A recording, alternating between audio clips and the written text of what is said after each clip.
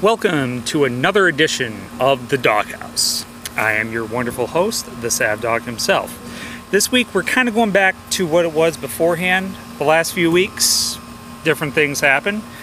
I channeled my inner Sav Dog to take down the one and only Dumb Luck Dynasty of Cody.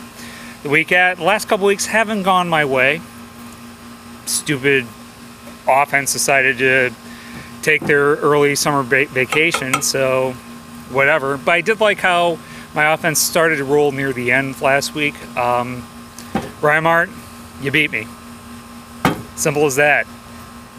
I'm coming for you again though, so I'll get you. Don't worry. You keep talking your smack, but in the end I will get you once and for all when it counts and when it matters. So you can kiss my you know what. Now, last night, once again, we had another great league blow up over a trade. It wasn't as bad as a trade as many thought it would have been, think it is. I do think Chicago, Mr. Chicago himself, did get the better of the deal. It wasn't insane, but of course, when people throw their opinions, other people get their panties in a bunch.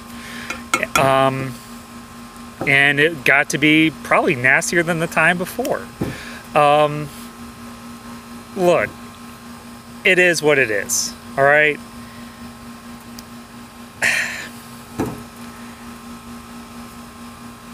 Yeah, we can critique trades, and I think the people who critique the trade did a fair job in critiquing, and ironically I'm saying that about Bedell, and I didn't really see Harber really critiquing it, but I just thought it was kind of blown way out of proportion, and a lot of crap was said that really should not have been said. But, you know, whatever. I really don't have much of an opinion on it. I do think it got well out of hand last night. And to each his own, I guess. I don't know. Much ado about nothing, really. As you can see today, I'm kind of rocking out with some Palm Beach stuff, Palm Beach gear, Palm Beach Cardinals. I'll throw out a little trivia. What is, in minor league ball, what is the oddity that the Palm Beach Cardinals have about their stadium, Roger Dean Chevrolet Stadium in Palm Beach County, Florida, and no, it has nothing to do with Donald Trump. So there's your food for thought. Now back to what happened last night. Normally I love to take pot shots at the Good Harber dynasty, notably Bedell and Harber.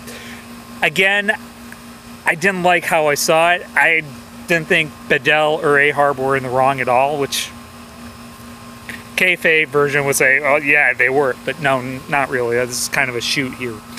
But yeah, we like to pile on the Harbors. I get it. It's kind of fun, but after a while, it can get a little too much. I take it. I can sometimes take it too far, but I'm one that does take it too far at times.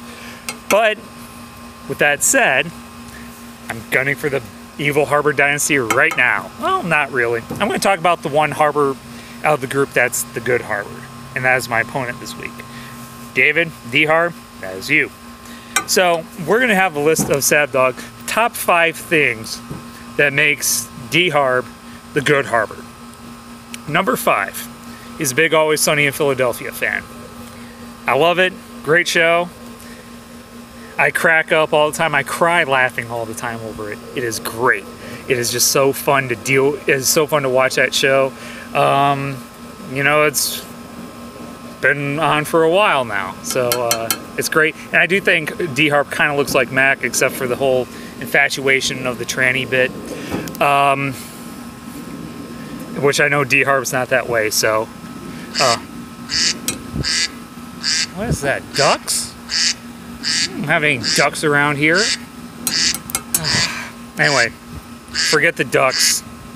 I'll deal with it. All right, number 4. Hang on, wait till these stupid ducks get out of the way. All right, number 4, video game buff.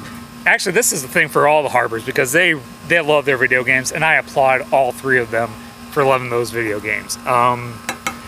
You know, Harber with his Mortal Kombat series posting on Yahoo. Quality posting there, Harber, as much as it pains me to say it, but it's quality posting. Overall, and I do applaud Bedell because he has gotten me back into video games a lot with his surprise Christmas present a few years ago, buying me Tecmo Super Bowl. So I do applaud them, and of course Harber, he still loves the video games, much like his brothers. Can't fault that from any of them. Quality love there. Can't complain. So, video games. Harber, love video games. So, do like that. All right, number 3. This is my personal favorite one. It should be number 1, but I kind of thought about it, and this just came up recently. Harber, you're a Taco Mac employee. Hey, Harber, can you get me more credits for the Bruniversity? Please give me the credits. I need them. Please.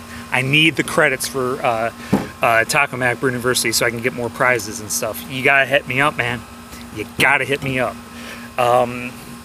Also, maybe I can get some a few bucks off on those drinks as well. Just wondering about that. You know, but come on, ducks. I don't want you around, ducks. Really? I don't have this many ducks around here. I don't know what it is today, but it's starting to be real annoying.